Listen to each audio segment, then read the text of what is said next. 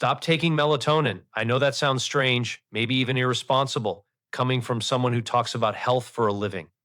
Maybe you've been taking it every single night for years, right before bed, just to make sure you actually fall asleep.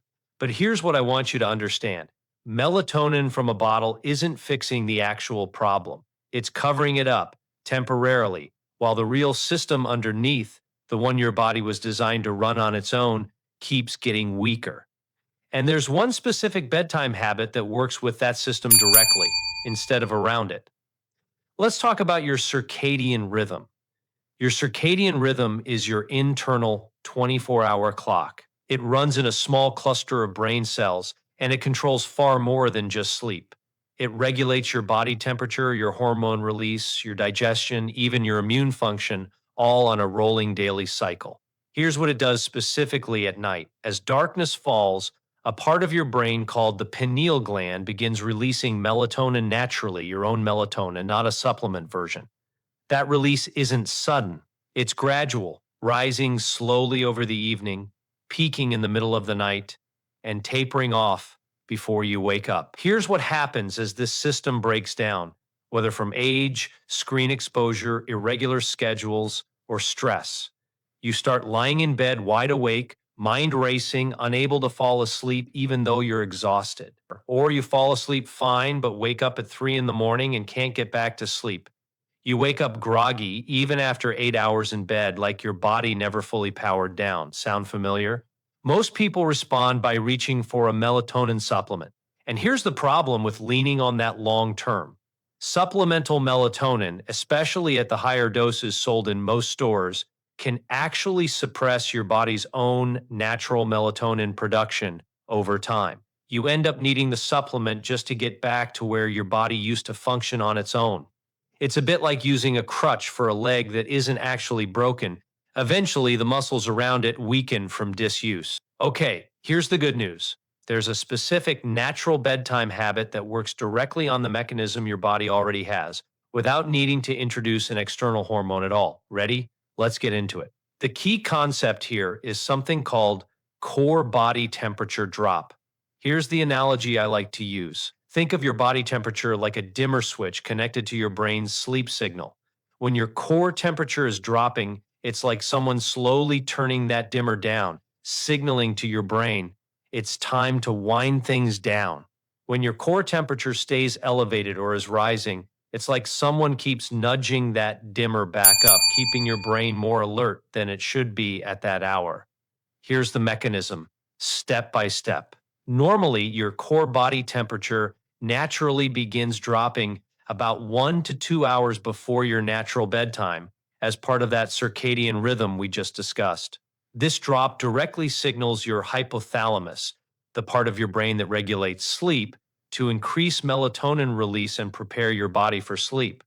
The bigger and more distinct that temperature drop, the stronger and clearer that signal becomes. Here's the surprising part, and this is the actual habit I want you to understand. Taking a warm bath or warm shower about 90 minutes before bed has been shown in research to dramatically enhance this exact temperature drop mechanism. It sounds backwards at first, warming yourself up to help you cool down. But here's why it works. The warm water causes blood vessels near your skin's surface, particularly in your hands and feet, to dilate.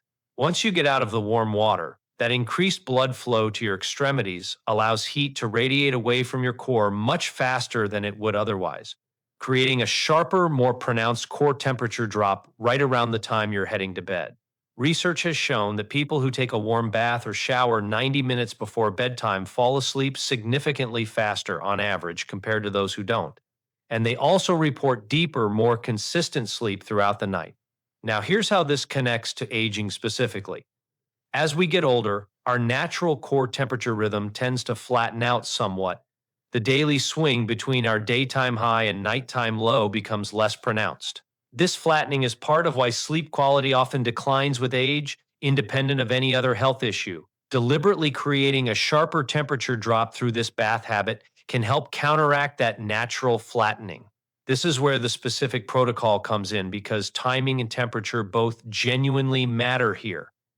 Here's exactly how to do it. About 90 minutes before your intended bedtime, take a warm bath or shower, water temperature around 104 to 109 degrees Fahrenheit for about 10 minutes. That's noticeably warm, but not scalding.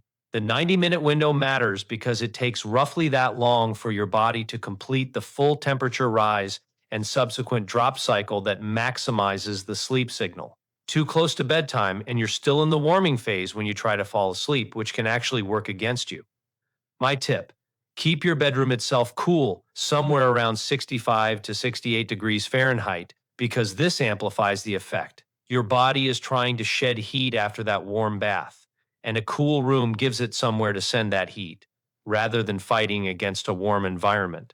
Now, let's talk about light, because it's the second major lever on this same circadian system, and it works alongside the temperature habit, not instead of it. Your eyes contain specialized cells that detect light and send a direct signal to that same brain region, controlling your circadian rhythm. Bright light, especially blue-toned light from phones, tablets, and overhead LED lighting, suppresses melatonin release, sometimes for hours after exposure. This is exactly why scrolling on your phone in bed can leave you feeling wide awake even though you're objectively tired. Research has shown that exposure to bright screen light in the 2 hours before bed can delay melatonin onset by a significant margin, pushing your entire sleep cycle later, even if you're still lying in bed at your usual time. The practical fix here: dim your lights and put screens away starting about 90 minutes before bed, the same window as the bath habit, so the two work together. If you need some light, use warm, dim lighting, lamps rather than overhead lights, ideally with a reddish or amber tone rather than white or blue. Tip: if you absolutely need to use a screen in the evening, most phones now have a built-in night mode or blue light filter you can schedule to turn on automatically in the evening.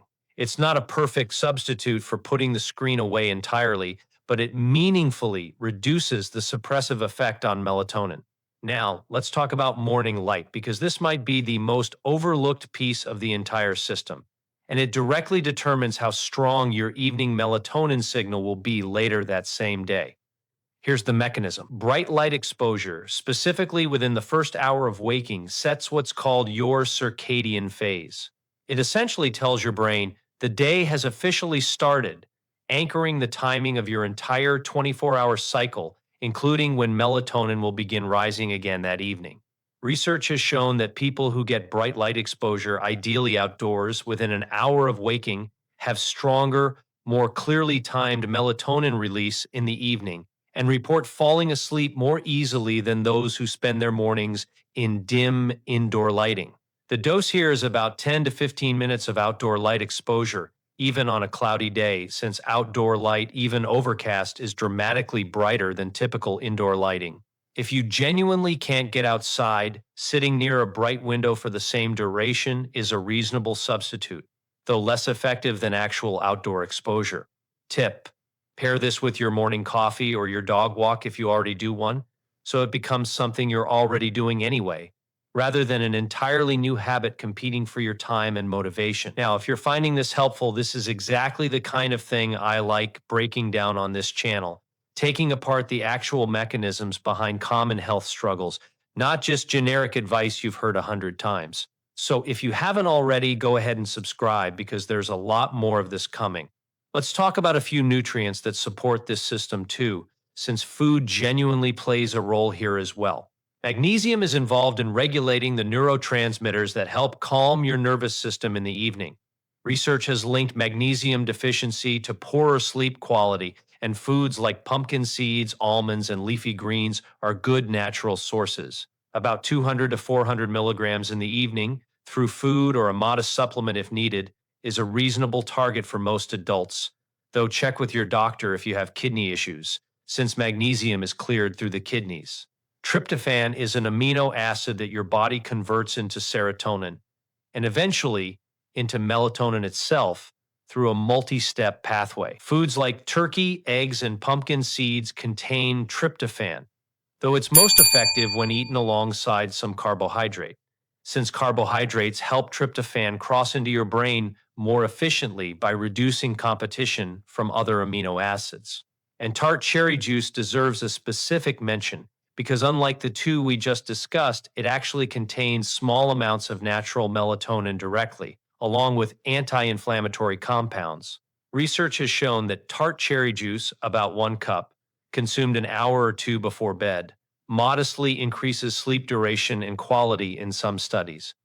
Let's talk about caffeine timing too, because this trips up more people than almost anything else on this list. Caffeine has a half-life of about 5 to 6 hours in most people, meaning half of it is still active in your system 5 to 6 hours after you drink it, and a meaningful amount can still be present 12 hours later in slower metabolizers. That afternoon coffee at 2 o'clock could still be measurably affecting your ability to fall asleep at 10 that night, even if you don't consciously feel wired. The practical guidance here is to cut off caffeine intake by early afternoon, generally by around 2 o'clock for most people, adjusting earlier if you know you're a slow caffeine metabolizer or notice sleep issues on days you drink coffee later. Let's talk about alcohol too, briefly, because it's commonly misunderstood as a sleep aid. Alcohol can help you fall asleep faster initially, but it disrupts REM sleep and causes more nighttime awakenings in the second half of the night as your body metabolizes it. If you're struggling with sleep quality, reducing evening alcohol, particularly in the few hours before bed, tends to make a meaningful difference. Let's talk timeline, because I want to set realistic expectations here. The warm bath habit combined with dimming lights in the evening often produces a noticeable difference within just a few nights for many people, since it's working directly on an existing physiological mechanism rather than requiring weeks of gradual adaptation. The morning light habit tends to show its full benefit over 1 to 2 weeks as your circadian rhythm gradually re-anchors to a more consistent daily timing. If you're currently taking melatonin supplements regularly, don't stop abruptly without a plan, especially if you've been on a higher dose for an extended period. A gradual taper combined with implementing these habits consistently first tends to work better than an abrupt stop. And if you have a diagnosed sleep disorder, this should be done under your doctor's guidance. Let me answer a few common questions. First, is melatonin supplementation always bad? Not necessarily. Occasional use, particularly for things like jet lag or a temporary schedule shift, is generally considered reasonable. The concern is more about nightly long-term reliance at higher doses, which can blunt your body's own production over time and doesn't address the underlying circadian or light exposure issues actually causing the poor sleep in the first place. Second, what if I can't get outside in the morning because of my schedule or the season? A bright light therapy lamp, specifically designed for circadian support, typically providing around 10,000 lux, used for 15 to 20 minutes in the morning, is a reasonable substitute if outdoor light truly isn't accessible, particularly during winter months in northern climates. Third, does the warm bath habit work if I'm someone who runs hot at night already? Yes, actually, and this surprises people. The mechanism isn't about making you generally warmer overall, it's about creating a sharp temperature drop after the bath. People who run warm at night may actually benefit even more from deliberately amplifying that drop, combined with keeping the bedroom itself cool. So here's the bigger picture I want you to walk away with. This was never just about whether you take a pill before bed. It's about an entire internal clock system, temperature, light exposure, morning anchoring, that determines whether your own body produces the sleep signals it needs naturally every single night without external help. The warm bath habit, dimming evening light, getting morning sunlight, and being mindful of caffeine and alcohol timing all work on different parts of that same system.